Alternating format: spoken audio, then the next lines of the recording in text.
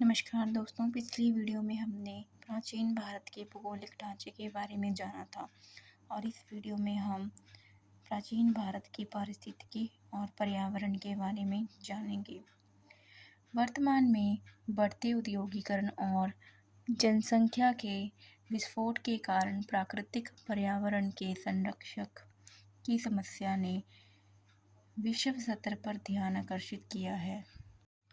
प्राकृतिक पर्यावरण और मानव आबादी के बीच पारस्परिक प्रभाव महत्वपूर्ण विषय माना जाता है। इन्हें पारिस्थितिकी और पर्यावरण की समस्या कहते हैं।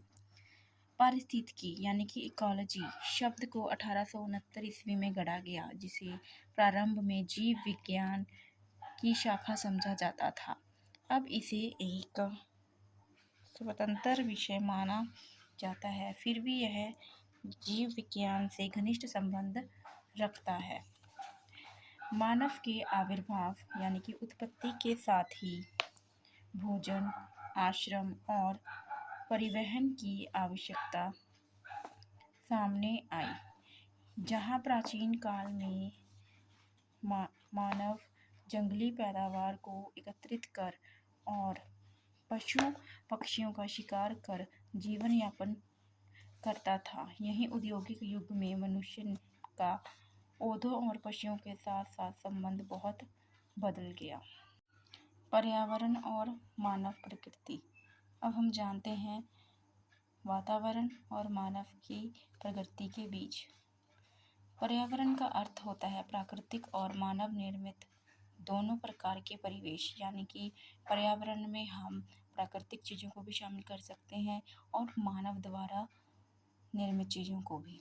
जहाँ एक और पर्यावरण मानवीय प्रयासों की दिशा प्रदान करता है। जलवायु और नदी मार्ग परिवर्तन से जातियों का परित्याग व आबादियों का स्थानांतरण, यही मानवीय प्रयास पर्यावरण को भी प्रभावित करते हैं। मानव द्वारा जंगलों की कटाई, अनाज उत्पादन और बस्तियों का बसाव, यानी कि हम देखते हैं कि मानव की प्रकृति कैसे पर्यावरण पर प्रभाव डालती है। मानव अपनी प्रगति के लिए जंगलों को काटता है, खेती करने के लिए जंगल साफ हो रहे हैं, कहीं कहीं जंगलों की जगह इमारतें बन रही हैं। इससे मानव की तो प्रगति हो रही है पर पर्यावरण का नाश हो रहा है। ईसवी पूर्व तीसरी और दूसरी सहस्त्राब्दी में आरंभ से मध्य एशिया में घोर सूखापन और बहुत ठंडा तापमान था। दूसरी सहस्त्राब्दी ईस्वी पूर्व से यहाँ कड़ाके की ठंड पड़ने लगी, जिसके कारण दक्षिण मध्य एशिया के बहुत सारे लोग कम ठंड वाले इलाके की खोज में भारतीय उपमहादेश की ओर चल पड़े। इनमें हिंद आर्य भाषा भाषी तथा ऋग्वैदिक लोग भी शामिल थे। इसी प्रकार भारत में प्राचीनतम मानव बस्तियों की स्थापना प्रायः पहाड़ी, पठारी और जंगली क्षेत्रों में झीलों और नदियों के नज़दीक हुई, जहाँ लोग शिकार करने के लिए पत्थर और हड्डी के औजार बना सकते थे। पर्यावरण और मानव बस्तियाँ। 500 ईस्वी पूर्व से लोहे के कुल्हाड़ी और फाल के प्रयोग से गंगा मैदान में जंगलों की कटाई और कड़ी कच्छारी भूमि की जुताई से कृषि बस्तियों की स्थापना हुई।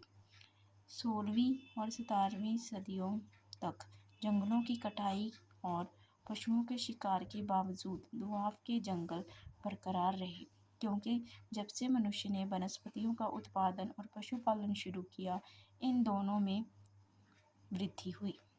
जंगलों की भारी कटाई से होने वाला पारिस्थितिकीय परिवर्तन आधुनिक समय की घटना है। मानव बस्तियों के स्थान और आकार पर्यावरण संबंधी घटकों से निर्धारित होते रहे, जैसे वास स्थल का चुनाव मिट्टी और जलवायु पर बहुत हद तक निर्भर करता है। यानी कि मानव जहाँ पे रहता है, जहाँ पे निवास करता है, वह कुछ चीज़ों को ध्यान में रहकर ही करता है कि वहाँ का जलवायु उसके रहने के अनुकूल है या नहीं, वहाँ की मिट्टी उपजाऊ है या नहीं। इसी वजह से 500 ईस्वी पूर्व के बाद के काल में गंगा के मैदान मानव बस्ती की आकर्षक केंद्र बन गए, जहाँ पहले बहुत कम बस्तियाँ दिखती थी, क्योंकि गंगा का मैदान बहुत ही ज़्यादा उपजाऊ था। वहाँ का जलवायु जीवन के योग्य था। इसी वजह से वहाँ पर बहुत सारे लोग आकर बस गए। जहाँ नदियाँ परिवहन मार्ग बनी, मतलब कि नदियों के सहारे एक जगह से दूसरी जगह जाना संभव हुआ।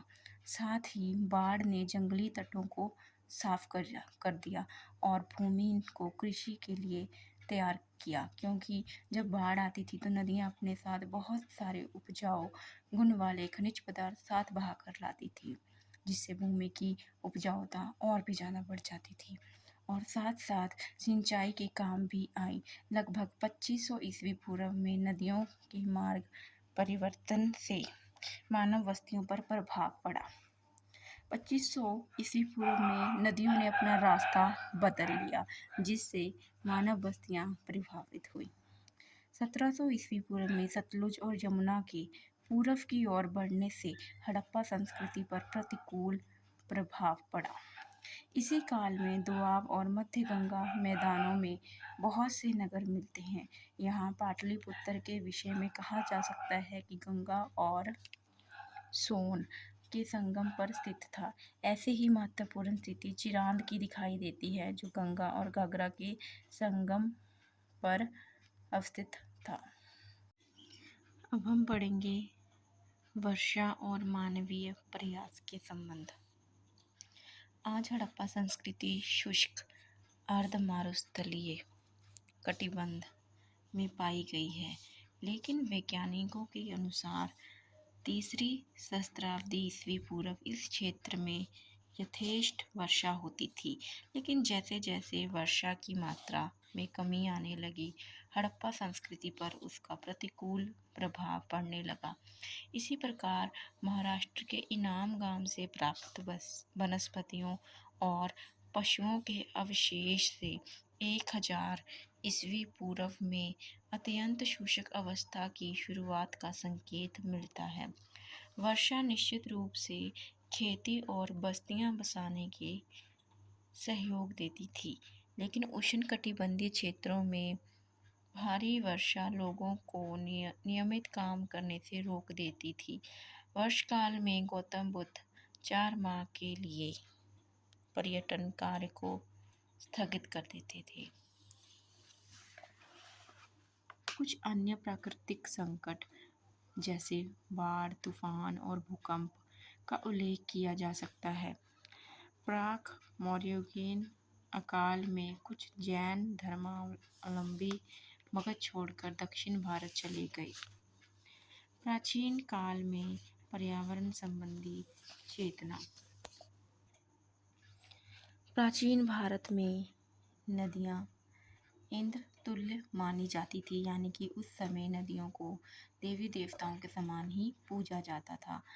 जहाँ ऋग्वेद में सरस्वती नदी को देवी के रूप में चित्रित किया गया, वहीं वैदिक उत्तर काल में गंगा को मातृ देवी कहा गया, यानी कि ऋग्वेद के समय सरस्वती नदी को माता का देवी का दर्जा दिया गया और वैदिक उत्तर काल में गंगा नदी को मातृ देवी कहा गया। पृथ्वी और जल दोनों से वनस्पतियों और पशुओं का संपोषण होता था, इसलिए इन्हें माता का दर्जा दिया गया। पृथ्वी भी हमारी माता है और नदियाँ भी हमारी माता हैं, क्योंकि ये दोनों ही हमारा पोषण करती हैं। अनेक वृक्ष नीम, पीपल, वट, शमी और तुलसी पवित्र माने जाते हैं। औषधीय विशेषताओं के कारण इन सब का महत्व है। जैसे कि आप जानते हैं, नीम हो गया, तुलसी हो गया, पीपल हो गया, इन सभी का उपयोग औषधि गुणों के कारण भी किया जाता है, इसलिए इन सबको पवित्र माना जाता है और इनकी पूजा भी की जाती है। अधिकांश प्राचीन मूल ग्रंथ गोहत्या की निंदा करते हैं। जितने भी हमारे प्राचीन मूल ग्रंथ हैं, उन सब में गौ हत्या यानी कि गायों की हत्या की निंदा की गई है। गौतम बुद्ध पहले व्यक्ति थे जिन्होंने सुत्त निपात नामक धार्मिक मूल ग्रंथ में गायों की सुरक्षा की आवश्यकता पर बल दिया। इतिहास मुख्यतः समय और स्थान के संदर्भ मनुष्यों के बीच पारस्परिक संबंधों पर विचार करता है, लेकिन इतिहास का सही निर्माण तब तक नहीं हो सकता जब तक इतिहासकार मानवीय प्रयासों और प्राकृतिक शक्तियों के क्रियाकलापों के बीच होते रहे पारस्परिक प्रभाव पर विचार नहीं करता।